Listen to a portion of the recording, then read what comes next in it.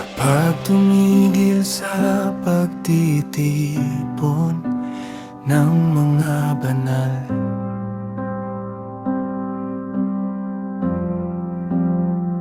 hindi lang upuan ang nawawala ng saysay.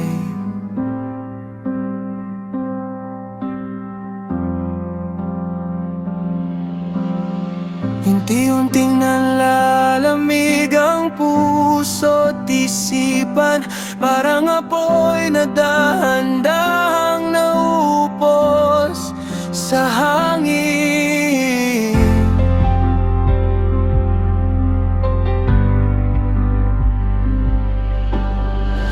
May mga tinig na dati nagpapalakas,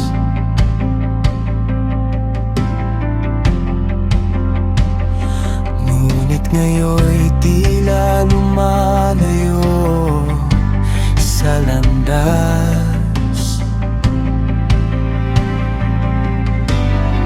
At sa katahimikan ng mag-isang laban, mas lumalakas ang boses ng kasinungalingan. Dahil kapag nag-iisa ang puso't isipan, mas madaling madala ng alon ng dilim.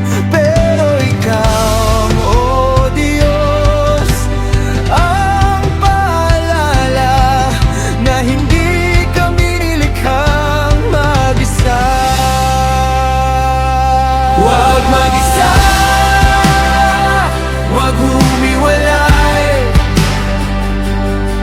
sa katawan ni Kristo na nagbibigay buhay.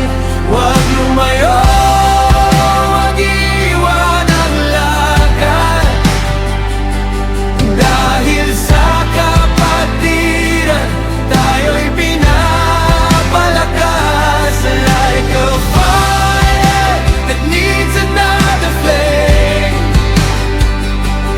like a body that cannot stand in pain.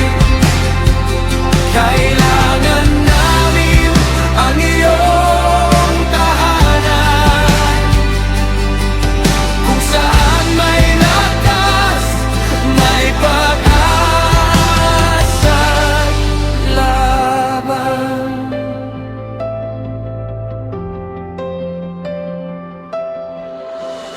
May mga sandaling tayo'y nanghihina,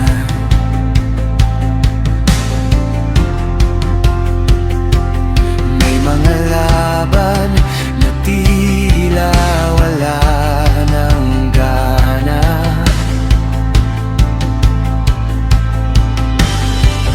Ngunit sa pagtitipon ng iyong mga anak, may pag-ibig